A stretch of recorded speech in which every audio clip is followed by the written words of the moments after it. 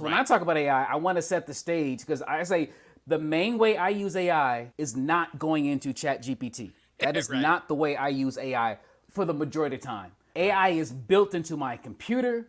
I've got AI tools built into my processes. And so that's like the second phase. I say there's AI models, but then there's apps, really niche apps like Descript, like Right. Opus, like all these tools that it's like the AI prompting and the prompt engineering and all the configuration and the training is built on top of the model, which Right. for most professionals, I'm always saying you may not need to learn prompting. That might not be the best use of your time. If you want to use AI, you may want to use a tool that's already got the AI built into it.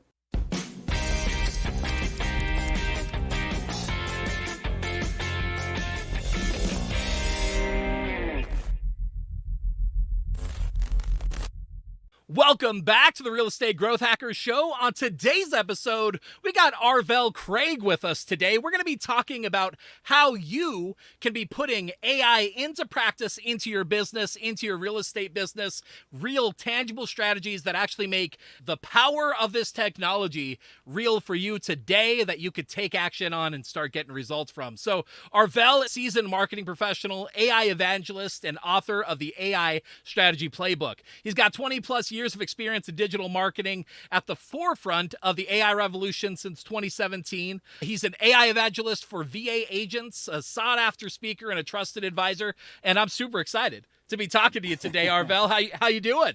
Man, I'm phenomenal. How are you? I'm doing great. Awesome. So why don't you go ahead and tell me a little bit about your story, your backstory, especially those of us that are kind of in this world of playing with AI at this point. Like, obviously, it hasn't been around forever. What's your journey of getting into this AI world and the AI game that's had this massive resurgence in recent years? Gotcha. Yeah, so my story, I'd like to start off saying I have a problem, and that would be I chase shiny objects. I'm gonna just let it out. And I've always been that way. It's just I've been a gadget guy from Cassiopeias and Sidekicks and Trios and Palm Pilots. I've always liked gadgets because they have this promise of making life easier. Right. And then I studied engineering in school thinking I would build them. But when I was in school, the internet came out. That was the ultimate shiny object. So I chased that to make my millions. And I've been a digital marketer, or I say an internet guy, not just chasing shiny objects, but I've always had a small team, a small company. I love the freedom as well. That technology and the internet brings freedom. I was virtuoso again in 2003, 2004. So I've been around for a long time. So the power of technologies and tools to help me to do more without a big team has always been important to me. And so from marketing automation and email, I realized I had a gift or talent of writing emails, and then automation. And that's where like the chatbot thing was really huge for me back in 2016, 17. That was like a huge opportunity to automate not just, emails, but the big theory or the big global trend was that humans online were spending more time messaging people, whether that was Snapchat back in the days, WhatsApp, WeChat. That was the way people used communication. And because that's the way humans communicate globally, businesses like, how do we make money with that? So that's why Facebook, Google, everyone else, okay, how do we automate messaging? Because how do you scale it? If you have a business, you have lots and lots of customers. One classic principle of marketing is always be where they are. If your customer is on TikTok, you're on TikTok. If they're on Twitter, you're on Twitter. So you follow them. But as a business, how do you scale that? So when Facebook and everybody had automation, so that was like my big focus of how do you automate conversations across social media, across websites. And that's just, to me, that's like the overarching global trend, which felt really comfortable for me. And I'm not a programmer necessarily, but I can. And back then I could program basic conversations. And so it allowed me to do things that I couldn't do before. And again, massively scale and do things, outside of myself. So that's a little bit of the story that got me into it. COVID happened, business died. I kind of pulled back. And then ChatGPT comes out. Like, okay, chat's back. So now I'm dusting off all my chatbot funnels and chat scripts and strategies, using all the things I learned about conversational marketing, but applying that with AI, with generative AI specifically, and trying to just educate, communicate, and help people figure it out while we're all trying to figure it out. Ah, I love it. I love it. You're speaking my language. I mean, like in terms of chat and messaging, like I still today, I'm not sure how many people have even heard this. Like I still credit like AOL Instant Messenger with teaching me how to type, right? Like that's really what got me past the hurdle of learning how to type was random chat rooms and friends from school and that sort of thing, getting on AOL. And then that trend, that behavior has stayed true moving into the current reality. The difference is, like you said, there's been more tools to automate, to be able to leverage the conversations that are happening anyway. And people have become more and more open to wanting to have those conversations that they were used to having with their friends only. Now they're starting to be interested in having with their businesses, the service professionals. Like it's starting to become expected. I'd much rather send a message than pick up the phone half the time because it's easier, it's asynchronous, right? So that messaging trend definitely makes sense. And then you're right, like this AI world, initially it was largely like very direct programming, right? Like if this, then that, you like really dialed in exactly what to say, maybe with a little bit of intelligent responses and how it knew how to interpret messages and that. But it's moved into now that intelligence just kind of a thing, right? Like it's its own thing. It can both understand the meaning and also respond intelligently. And that's opening up a lot of opportunities, even more opportunities than just the messaging, which you're very aware of. So yeah, let's go ahead and dive into, now that you're in this world of implementing AI and helping people to see just what all is possible. I know we mentioned in this, you're a sought after speaker. You're speaking on stages about this, helping people know what's going on with AI. What are some of your big lessons that you're taking away from this process of what do people know about implementing it?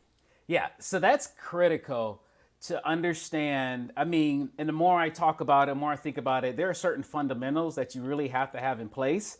Right. Because if not, again, I mentioned chasing shiny objects, it's a positive and a negative thing.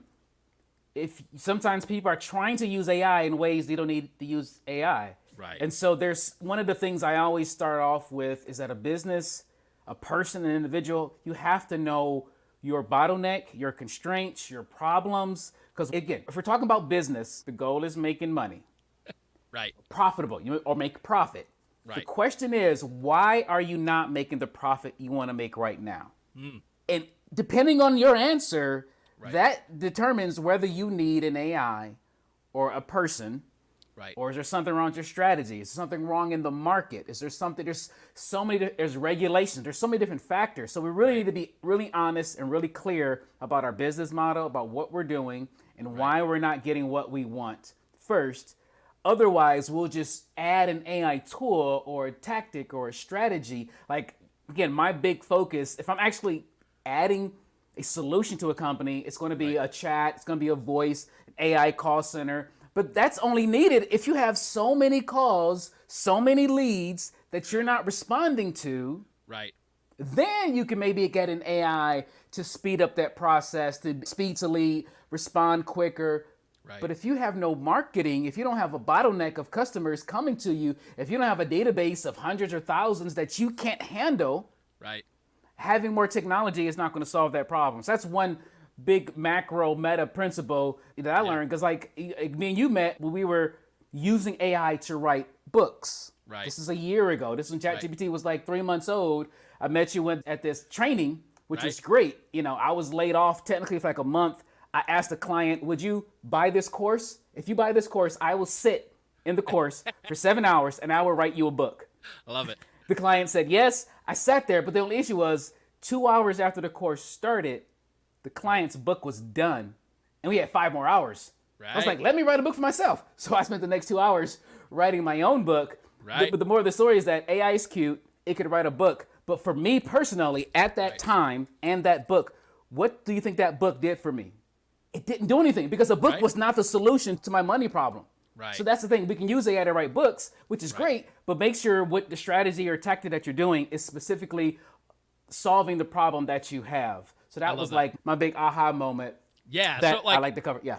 So what that brings to mind to me, so like our audience is real estate professionals, right? So having clarity on your numbers, right? Every real estate business has to have your processes where you create business and your processes where you service business, right? I talk about those as a couple of the main buckets. And then under create business, in a real estate business, you have your processes for turning attention into leads, turning leads into appointments, and turning appointments into clients. And like everything fits into there somewhere. And you can literally track your numbers and say, well, how much attention am I getting? And how well is that attention converting to leads? And you can optimize that. You can improve that. You can work on that. I got leads. Yeah. How many of those leads are turning into appointments? Right? And you can optimize that. You can look at it. You could improve it. But just like you said, right? If you've got the best system to turn leads into appointments, but you're not turning attention into leads, like you don't need that system. You need to work on first things first, right? You need to work on getting enough leads.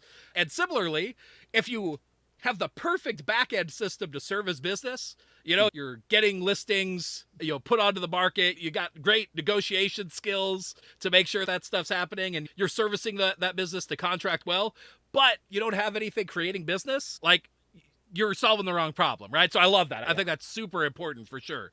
So say we know we got a bottleneck, right? We know it's either going to be kind of in creating business or in servicing the business. So what do we do next? Where do we leverage AI next? Yeah. So let me give you one other thing that's important for the audience. What is AI? I'm not going to define it. I'm not going to get into engineering. I don't know it. But what I will say is that the way we experience AI, there's four different ways we're going to experience AI. Before we apply it, so using ChatGPT, Gemini, Claude, using an AI model, a large language model, typing and chatting. To me, there's only one way to use AI. So when I talk about AI, I want to set the stage because I say the main way I use AI is not going into ChatGPT. That is not the way I use AI for the majority of the time. AI is built into my computer. I've got AI tools built into my processes. And so that's like the second phase. I say there's AI models, but then there's apps, really niche apps like Descript, like Opus, like all these tools that it's like the AI prompting and the prompt engineering and all the configuration and the training is built on top of the model, which for most professionals, I'm always saying you may not need to learn prompting. That might not be the best use of your time. If you want to use AI, you may want to use a tool that's already got the AI built into it. So that's number two. Number three is going to be similar, but some of the tools you've used your entire career, like Office, HubSpot, Go High Level. It's like every Salesforce, every online product is now adding AI features to it. So if you want to use AI, before you buy something new, just take a minute and check if your current tool you're using, if they haven't added AI features that actually do that for you. So I want to clarify that because it's not just using chat, even though most people think ChatGPT, which is fine.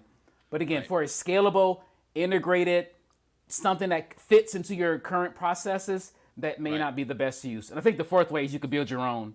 Whether there's a node code tool like Zapier, Make, Respell. Again, if you're nerdy enough and you want to make something more custom, that's the fourth way. Or even engineers and building your own open source large language model like Mistral or all that engineering stuff. So anyway, those are 4 different ways technically you can use AI.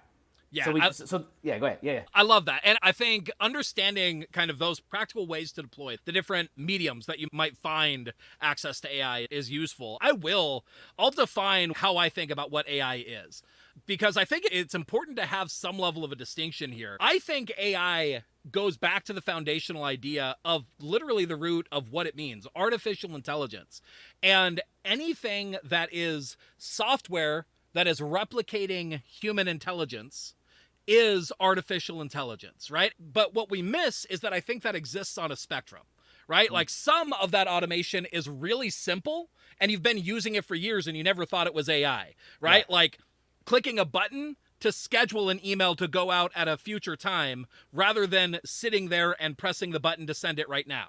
Right? Like that is a very minimal form of AI. And then we get into our more advanced forms of AI where they can actually like reason a bit, look at text and understand it, understand the images that they're seeing and take that information, reinterpret it and give you back something useful. And so there's this big spectrum. And I think why that's useful is when you go back to the foundational ideas of what you talked about with the bottlenecks, the reality is the systems haven't really changed. The fundamentals haven't really changed. Right. You still do the same thing.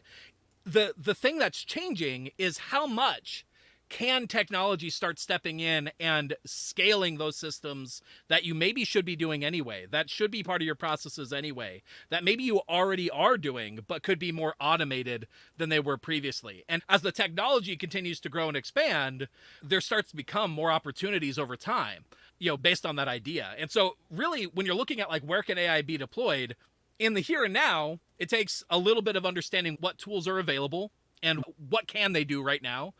But at a basic level, what you're looking to do is you're looking to say, right now, what do my processes look like? And what is the intelligence that's required to do this? Can that intelligence be replicated by software yet? And sometimes it's yes, and sometimes it's no. And being able to sort through that is where we could see where to deploy AI effectively.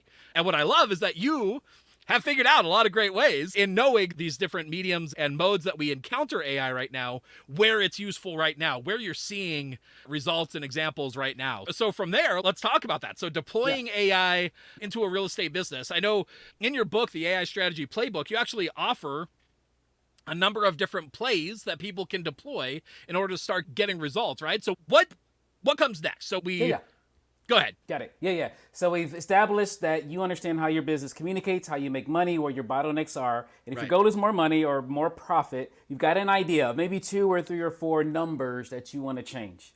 Right. So how do we change those numbers? So again, most of my book focuses on sales and marketing. Right. Ideally communicate.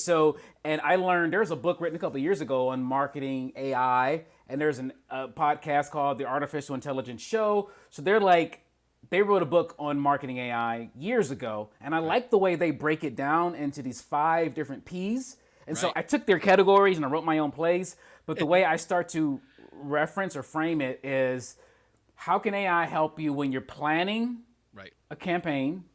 After you plan, you're going to start the production process of producing content, producing assets. Right. After producing assets, you have the option to personalize your marketing with AI. And that's the unique thing AI does. So you got the planning, producing, personalization, and now you got to get it out there. And they call it promotion. Now you got your content out. How do you promote it? How do you scale it? Right. And then lastly, you've got the performance. How do you edit the metrics and figure out? So those 5 Ps are the ways I look at the spectrum of sales and marketing and AI. And so again, the question is, and most people I don't think have an issue planning. Right.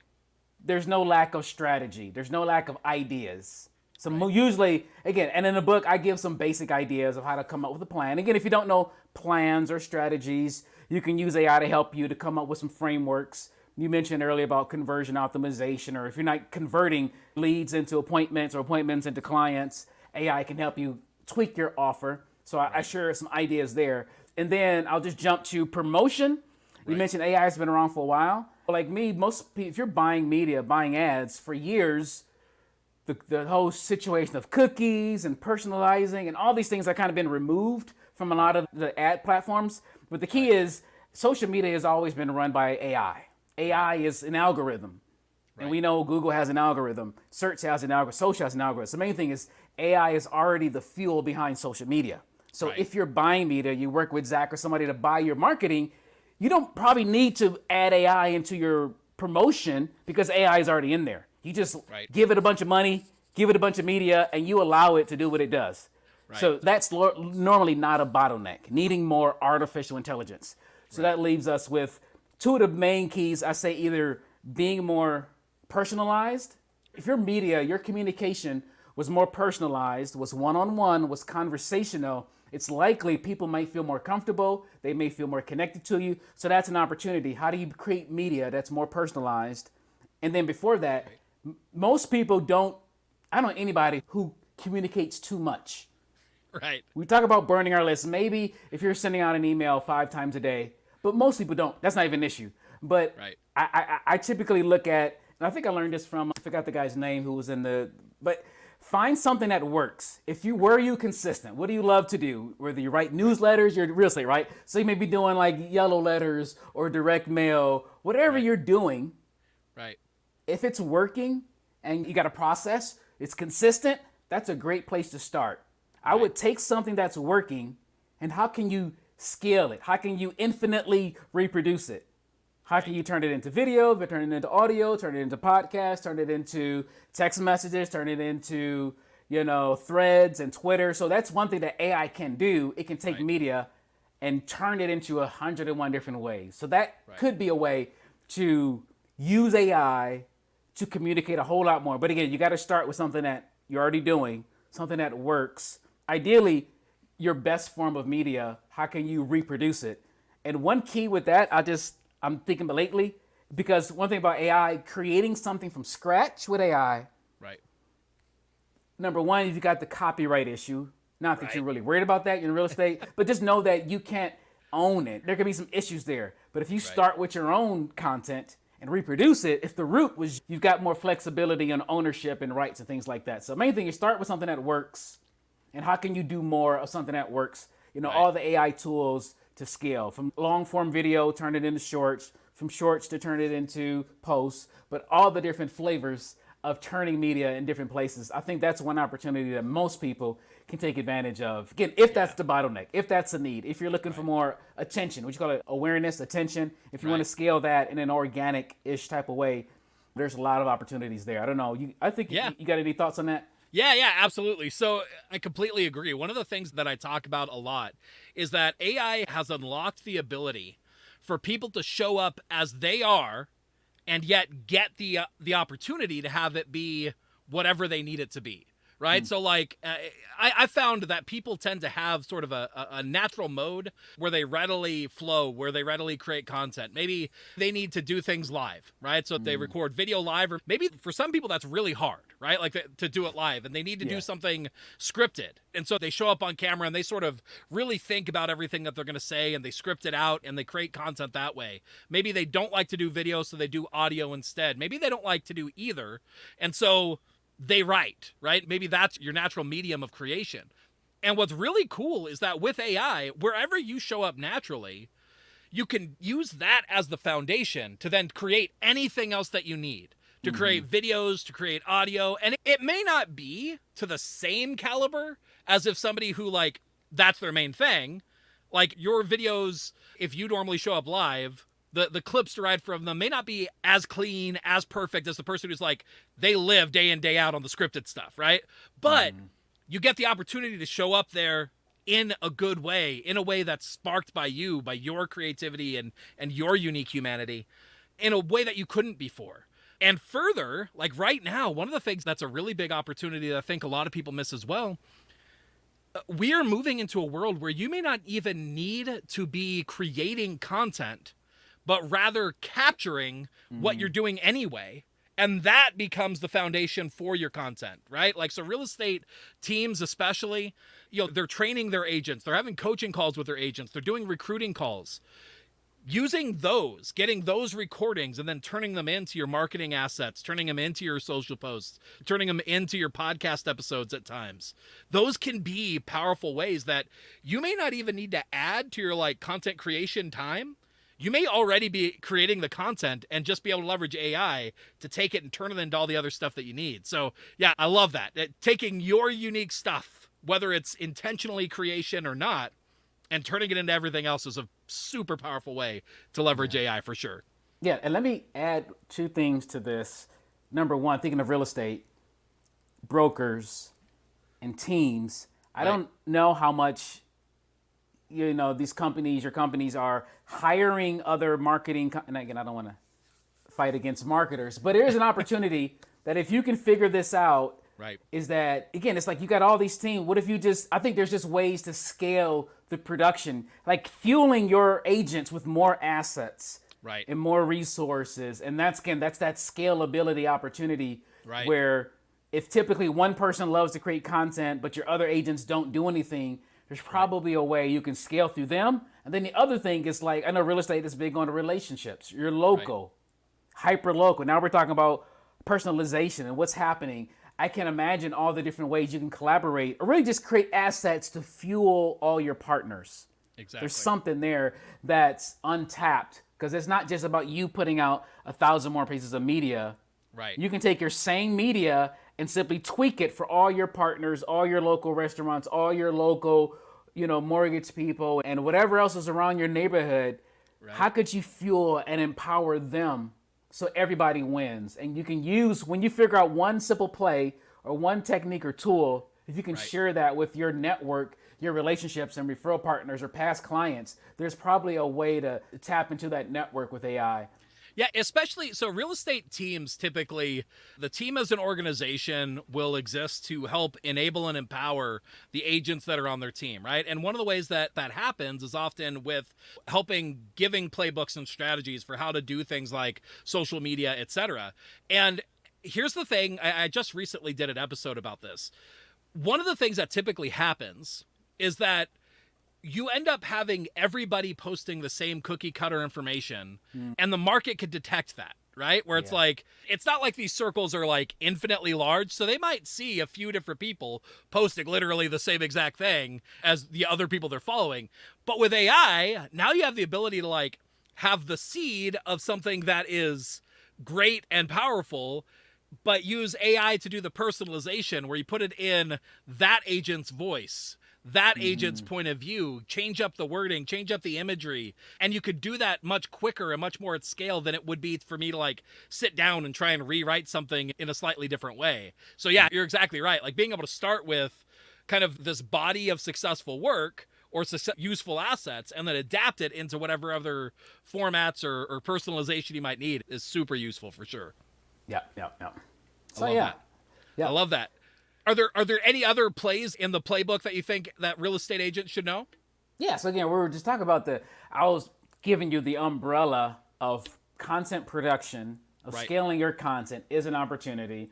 I gave you the principle, start with something that you already do, start with something that already works, and kind of grow that with AI. We talk about working in teams, again, being more personal. Again, we know text messaging, everybody's using texting for marketing, and that's great, but there are best practices for scaling, understanding the regulations with texting. And when I mentioned I had a chatbot company, and then I took a step back, and then I got back into AI, that gap was I was in the world of TCPA and texting and calling regulations. So I always keep that in mind, because again, most of what I do when I help people, if you're looking to learn about AI, I have my book, and there's lots of, but if you actually want to put it into your business, some of the most lowest hanging fruit, it's going to be companies with databases of leads, of emails, of contacts that they're not nurturing, they're not working with, whether you have a call center and you're just kind of scale it in that way, or you just want some AI automation to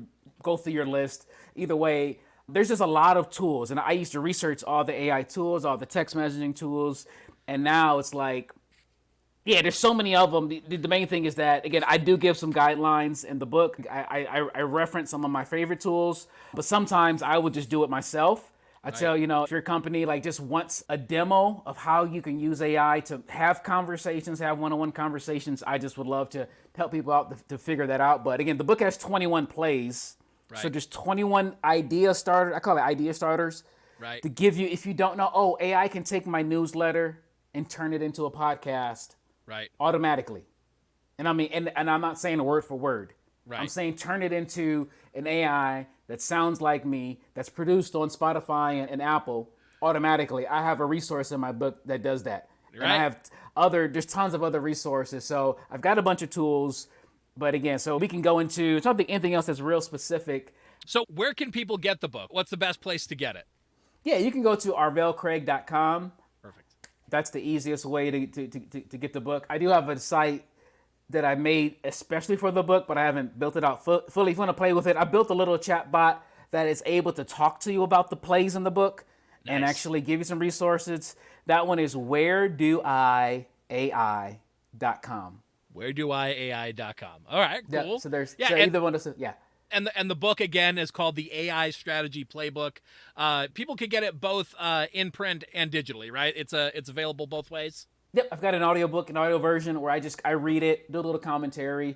Because again, I like communicating and trying to be personal, and I didn't use AI to record it. I could have used AI, but again, it's like one thing with AI, you use it to make your life get more profitable, more fun. But sometimes you actually like doing what you're doing. So there's always that. Like I like communicating, so I can use AI to replicate me, or I can just show up myself because I enjoy it. And that's Right. the thing I like to talk about as well. AI is a tool to help you get your goal. Some of your goals is you may not need more money. You might just need more time. Right. You might just want more freedom. So we got to really optimize and use the tool to help us to get to the actual goal that we want, not Right. just a surface level vanity goal that doesn't make our lives better. But that's another topic. Yeah, I love that. I mean, I think really that's a great place to just sort of tie this episode together. That like the foundational principle is like understand that the horizon of what's possible with AI is really big and really powerful, right? Like there's a lot of things I think that are coming that as we have this technology, people will figure out more and more use cases for it. But don't let that be the thing that stops you. That because you can't maybe do it exactly the way that you're envisioning this future reality will work, that you don't see the opportunity of like, it could shave off a 30-minute process becomes a 10-minute process.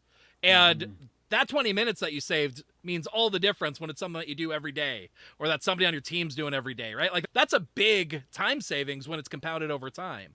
And so what I love about what you've shown and what you talk about, it's like focus on what is working and can we scale it? And like, where are our bottlenecks and can we fix them? Right? Like, because that's really, here's the secret. It's not really about AI. What it's really about is it's about foundational business fundamentals. And AI is just a really powerful tool right now, right? You don't go to a house and say, hey, I've got a hammer, let me build a house. It's like you start with the vision for the house and then you bring the tools along that you need. AI is just one of those tools, right? You need the blueprints, you need nails, you need screws, you need drywall, you need mud, you need tiles, shingles, all that stuff, right? And AI is just one of the tools that's in that process. Now, given it's a really powerful tool and it's more powerful than a lot of the tools have been leading up to this point, but it's still a tool and you got to have those foundational things in place. And I love that's where you started. I think that's a great place for us to tie it together. Before we fully wrap up, I know people have the opportunity. So you got the playbook itself. So go to arvellcraig.com. We'll make sure to have that link in the description and on the webpage where you find all of that, so that you can click to that easily as well. But I know that people also have the opportunity to reach out to you directly if they have specific needs for, why don't you go ahead and tell us if somebody wants more of that direct help, what kind of help do you offer and where should they go? No, thank you. Yeah. So the book is great for education. It's great for leaders to kind of get you some direction. Right. Once you get in the book, I give you ideas of how to actually execute the play in the book. Right. And I have some resources, some other people. I just put them, I share the tools that I use. Right. The two things that I do personally, number one, if you have a call center or if you have a large, pretty much a large company and you're really scaling, you have a high volume of leads that you're buying and you need somebody to talk to them quickly, fast, you're using a BPO. I work at VAgents, that's vagents.com. And what we do is we help companies use AI as like an AI call center for calling and texting. Again, we typically, if you have an existing call center with 20 or more people, that might be a good fit. If you want to experiment with AI on that level, we can do that. If you have a smaller team, but you're still buying Facebook ads, you're buying Google ads, and you have a flow, but you don't have a call center, sometimes we can come up with like a partnership. We can kind of work together. We can help you test AI. If you don't need that much, we can actually build an AI for you to follow up on all your emails, your calls, and your texts in a smaller volume way. And you can kind of test it for 30 days. And we don't charge anything for it. We want to give you a test. But if it actually helps you, if it converts, then we can come up with a simple, fair rev share where we can build AI to actually bring in deals and we get paid on the back end. That's only for certain companies, but those are the two ways we try to help people scale their database, their calls, their texts, their emails, if they have a volume or a really good flow of leads and they're just not ready or they don't want to hire more people. They just want to see how AI can automate that process. Perfect. And just for clarity, do you guys do both outbound going after like cold lists of leads as well as inbound? Do you have strategies for both or do you focus more on we've got an inbound list of leads that we need proper nurturing for? Yeah, so we can do both. I will say using an AI voice to call a cold list, I don't think that's really legal. I don't think it is. Just like you don't use dialers, you don't use, you don't do that. But if you have consent if you work with someone and you have that TCPA consent and you want to follow up on them, we can take a list of a couple thousand people and call them if you had that original consent. Begin. And that, talk to your attorneys for the details on if you have the rights for that. And I do love, though, because you mentioned you have history with understanding some of the regulations around that. So at least in terms of putting your best foot forward and knowing what is likely to get you in trouble versus what's not, you're a good resource to at least have some guidance on that. I mean, not, definitely check with your lawyers for specifics and all that, but at least an informed opinion for sure. So definitely reach out. And is your website the best place for people to do that as well? Yeah, vagents.com. Vagents.com. Yeah, if you're looking for that, that virtual AI agent to call your leads, yeah. Perfect. Sounds good. Sounds good. So with that said, I definitely encourage people to reach out, to talk to you, to get your book. I've read through it. It's good information. I love the way that you laid it out. I think it's logical, it's coherent, and most importantly, it's practically implementable right now, right? And that's something that I focus on too, is how do we make this shiny, fun technology actually do more in our business than, just the opportunity of writing raps about our cat, right? So yeah, I love that. Any final thoughts that you'd like to leave people with as we close out the episode? No, thank you. Yeah, and actually, I was thinking of one last thing I want to say, because you were talking about AI as a tool, and like a tool, if you're flipping a house, it's one thing to use, like, what if there was some fancy painting tool that could paint whatever? The main thing is that I would rather have a professional painter manage the painting AI and make sure it gets the job done versus my nephew or my cousin who don't know nothing, but because the AI is so fast and it's so smart and it's so cheap, then I can find somebody. So with AI and marketing and in sales, I don't suggest you go find some AI tool. And if you know nothing about marketing and best practices, frameworks, copywriting, conversion rate optimization, whatever, to just grab a new intern to just manage the AI and do it for you. Get with someone like Zach, who knows the real estate business and understands marketing, and he's going to be able to navigate and steer that AI better. So whatever you're looking at, that's going to really be the future. It's not just AI by itself. So if you're new to it, if you don't know it, it's better to partner with someone who knows what they're doing and let them to manage the AI tool versus trying to do it from scratch. I just wanted to throw that out there. Yeah, absolutely. I mean, that's one of the keys that I really talk to people about as well, is that AI doesn't replace the need for expertise. If anything, it's starting to make it more required, because AI can look and sound really confident about things that it is completely wrong about. And sometimes it's literally, what they call them hallucinations, where it says something's a fact that's just completely wrong. But other times it's just the nature of how these models work. They don't know what's tested, what's proven. They're not actually testing them in the marketplace to give you back this information always. And really, sometimes you need, who actually has experience, who's tested the strategies, and who's giving you something that works versus something that sounds great, but it just came out of AI or just came out of a thought, right? So yeah, that expertise matters a ton, regardless of whether it's marketing or whether it's real estate, et cetera. So, if you have that fear of AI is replacing you, probably not, as long as you're bringing expertise to the table, because that's still really necessary and really powerful. But when you have it, you can leverage these kinds of playbooks and plays from your book in order to take them super far. So thank you so much for coming on, Arvell. Again, everybody check him out, arvellcraig.com. We'll have that link in the description as well. Thanks again, and until next time, we'll see y'all on the next episode. See ya. Thank you. Thanks for tuning in to the Real Estate Growth Hacker Show. Remember, done is better than perfect. To turn the marketing ideas and tactics you just learned into real growth for your real estate business, visit us at realestategrowthhackers.com. If you like this episode, consider sharing it with another real estate professional who could benefit from the information. Or maybe you'd like to subscribe to the show to never miss an episode. You can leave a rating or review on iTunes with your biggest takeaway, helping this show to reach and help more people just like you. Thanks again, and we'll see you on the next episode.